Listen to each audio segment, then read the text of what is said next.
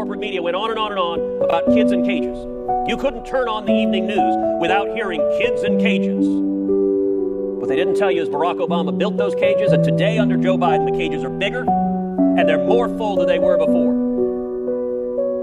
Mr. President, every Democrat who stood up and lamented kids in cages in the House of Representatives, Representative Ocasio-Cortez has a famous photo of her grasping her head by the kids in cages.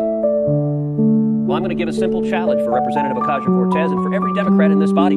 Go see the Biden cages with your own eyes.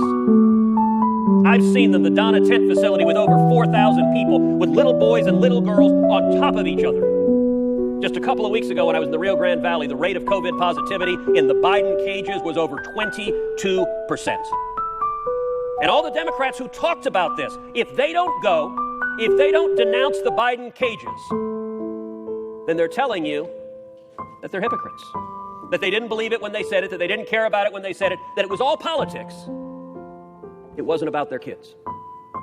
Why does Joe Biden refuse to go to the Rio Grande Valley? Because if he goes, the TV cameras will come with him. Why does Kamala Harris, who's supposed to be the border czar, she's supposed to be in charge of this, why won't she go to the Rio Grande Valley? Because if she went, the TV cameras would come and would show the Biden cages. And the Democrats are counting on the corrupt corporate media to suddenly say, nothing to see here. 15,000 Haitians under a bridge in Del Rio, nothing to see here. Anyone want to know what Joe Biden's favorite ice cream flavor is? That's the news. Never mind 1.2 million illegal immigrants. Never mind when I took 19 senators down to the border, we went out on the river and saw a man floating dead in the river who died trying to cross illegally. Never mind the South Texas farmers and ranchers, the moms who told me, I won't let my teenage kids go out on our ranch without being armed with a loaded firearm. Because there's so many human traffickers and narcotics traffickers that it's dangerous for them to go out on their own ranch. Never mind the South Texas farmers and ranchers who told me at round tables how tired they are of going out and finding dead bodies. You want to understand what's happening? Say there's no crisis? Come to Brooks County. I invite every Democrat here to Brooks County. Brooks County in South Texas, it's just north of the border. Brooks County, over and over and over again, they're dead bodies of illegal immigrants. The traffickers who are bringing them in, they're not nice guys. They're not humanitarians. They don't give a damn. That means if one of the illegal immigrants is a pregnant woman, is a young child, is elderly, is sick, they just abandon them. They leave them in the rough terrain, in the summer heat, and over again. The farmers and ranchers encounter dead bodies on their property where the traffickers have abandoned them. Mr. President, I ask you, is that humane? Is that compassionate, the Joe Biden and Kamala Harris policy that encourages, that puts people in harm's way and results in people dying? When we were down on the border, we saw a young girl who had been gang raped by the human traffickers who had brought her to America. The rate of sexual assault is staggering, particularly among the girls and young women. So much so that a significant percentage of young women, before they take the harrowing trip with the traffickers, will implant a birth control because they know the odds of their being sexually assaulted are so great. And I'll tell you, as I was doing the roundtables, one of the things I saw also was the colored wristbands. So the traffickers are global cartels. The criminals, they're vicious criminals. They charge anyone, a young man, a young woman, a little boy, a little girl, thousands of dollars, anywhere from $3,000, $4,000, $5,000, $6,000, $8,000 to cross into the United States.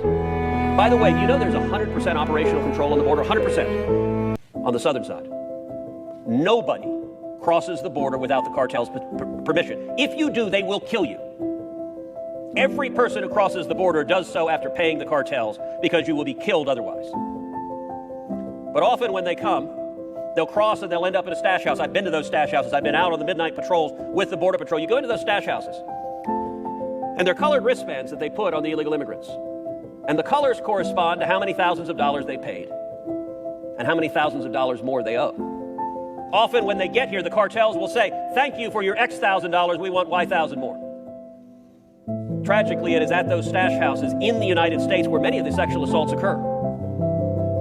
And so these immigrants, many of whom are young children, teenage children, when they get here, the Biden administration delivers them to their final destination. Joe Biden and Kamala Harris and their administration are the last mile of the human trafficking network. But for the 14, 15-year-old boy who arrives in Atlanta, who arrives in New York, who arrives in Detroit, who arrives in Nashville. Many of those 14 and 15-year-old boys owe thousands of dollars to the cartels, which means they arrive in your city. You might think Georgia is not a border state, but when teenagers are arriving in Atlanta, owing thousands of dollars to the cartels, they work for the cartels. And the cartels know who their family is and where their family is, and they risk their mother or father being murdered if they don't work for the cartels to pay off the cartels.